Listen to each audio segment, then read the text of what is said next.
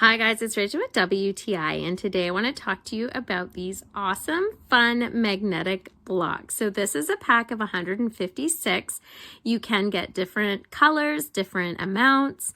I chose the 156 pack. This has different pieces to it that you're able to create like a castle with windows, and it has all different kind of girly colors. That's the reason I had chose it. It's got the nice pastel colors, and you're able to do different types of things with it. If you want to make a castle, if you want to make a car, if you want to make a cabin, if you just want to be super creative. It's nice because you can learn your shapes. It's nice too because with the magnetic, your little castle is going to stay in place, which I absolutely love.